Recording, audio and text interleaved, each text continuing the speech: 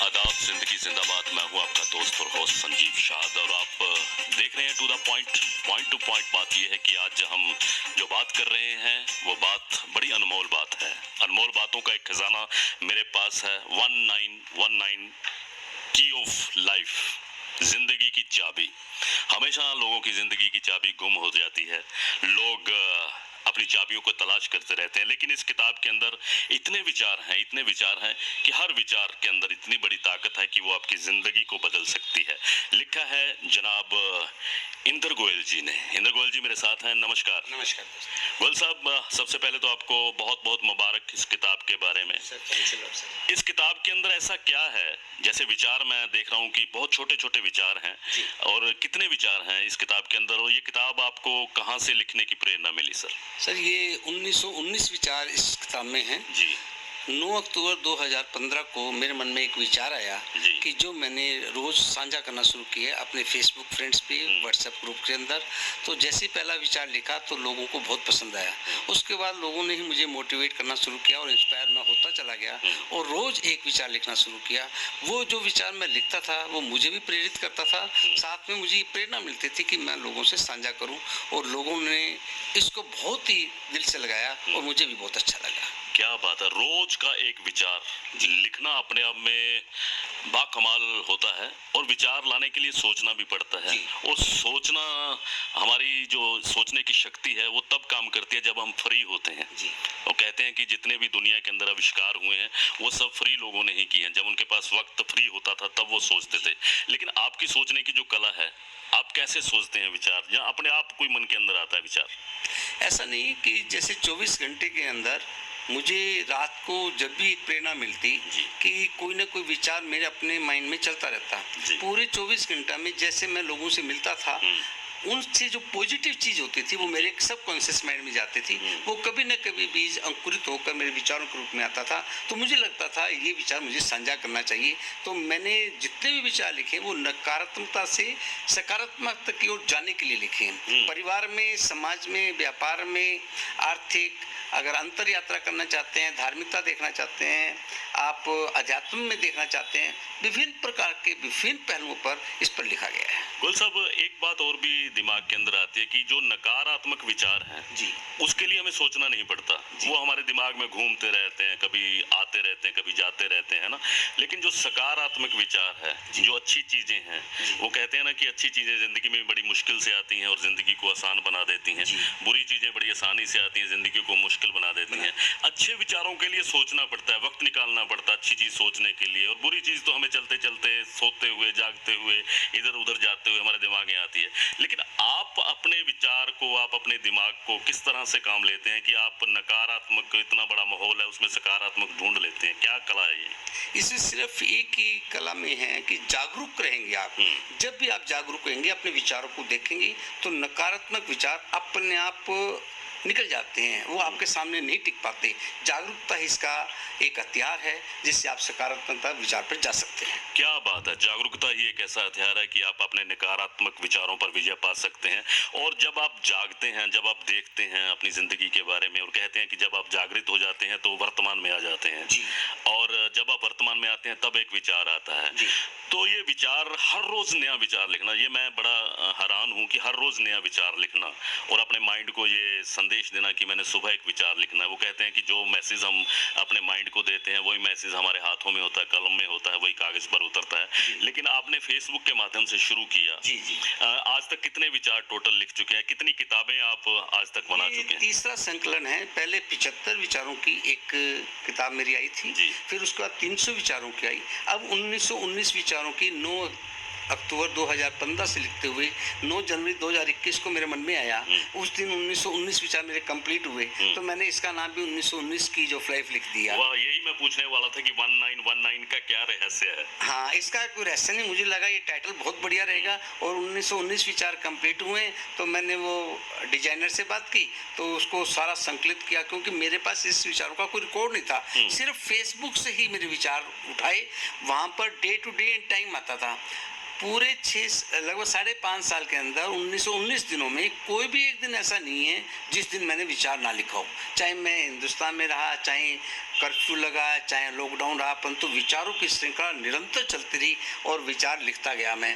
और इन विचारों की एक ब्यूटी ये है कि प्रत्येक विचार का पहला अक्षर ऑलवेज है। 19 से 19 विचारों में आप इसको देखेंगे, प्रत्येक विचार ऑलवेज से स्टार्ट होता है। और 1919 के 19 विचार में ऑलवेज से स्टार्ट होकर की पर एंड होता है। इज की टू स्पिरिचुअल जर्नी, इज की टू फैमिली एटमॉस्फेयर। हर विचार आपके समाज से जुड़े हुए हैं, परिवार से जुड़े हुए हैं, हर चीज से जुड़े हुए हैं। तो इसमें जब मैं खुद इन विचारों को पढ़ता हूँ तो मुझे वो घटना तो याद आती है कि ये विचार क्यों लिखा गया था, ये विचार किस पर लिखा गया था, ये विचार क्यों आया था।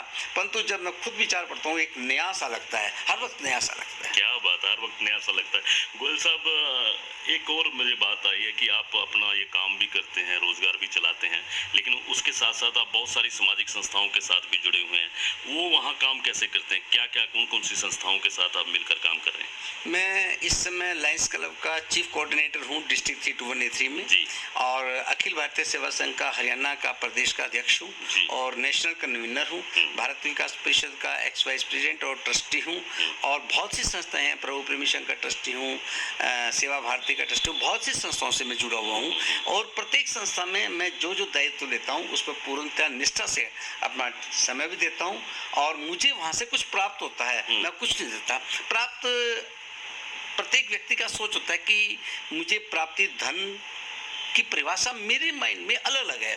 कई लोग धन मानते हैं कि करेंसी जो है वो धन है, प्रॉपर्टी धन है। मैं इसको धन मानता हूँ परंतु इतना धन नहीं मानता कि करेंसी ही धन है। मैं समझता हूँ कि रिस्पेक्ट एक धन है, मैं समझता हूँ विचार एक धन है, मैं किसी के चेहरे के ऊपर मुस्कान ला सकूँ एक धन है, मैं किसी के दुख को सुन सकूँ ये मेरा धन है।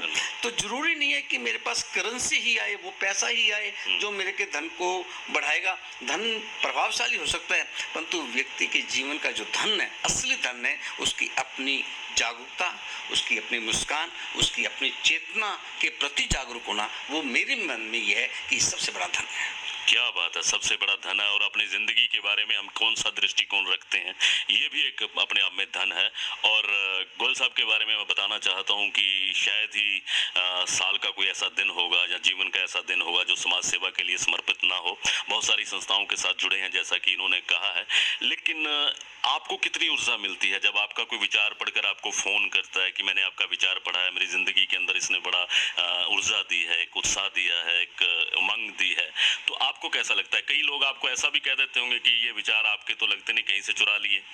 मैं आपको बताऊँ, एक बार एक मेरे एडवोकेट दोस्त हैं, वो मुझे मिले तो वो कहना, गोयल साहब मैं रात को बहुत बड़ा परेशान था, मेरा सुबह कोर्ट में तारीख थी, तो 7:30 बजे मैं कोर्ट में टेंशन में जा रहा था, उसी समय आपका विचार मेरे पास आया और मैंने पढ़ा, ऐसा लगा कि ये विचार आपने मेरे लिए लिखा है। वो जैसे विचार पढ़ा मेरी टेंशन बिल्कुल नीट एंड क्लीन, मैं इतना रिलैक्स हो गया कि मैं आपको बता नहीं सकता। और जब ये बात मैंने सुनी तो डेफिनेटली मैं बहुत खुश हुआ, अपने आप को गौरवान्वित महसूस किया और मुझे और लिखने के लिए प्रेरणा मिली। अरे क्या बात है, बहुत अच्छा अनुभव रहा मेरा इस चीज़ के लिए। जब मैं लिखता हूँ तो मुझे जो मेरा धन है, जो मैं आपसे बात कर रहा हूँ कि मुझे करेंसी, पैसा, प्रॉपर्टी, ये धन से ज़्यादा ये मेरा धन है कि कोई मेरे विचारों से यदि संतुष्ट होता है, किसी के चेहरे पर मुस्कान आ सकती है, किसी के दुख को मैं सुन सकूँ। और मैं तो बहुत सी सेवा सेंटर में एक यही बात कहता हूँ कि व्यक्ति मौका मिले तो आपको मौका कभी नहीं छोड़ना चाहिए। जब आपके किसी के दुख को सुन लें,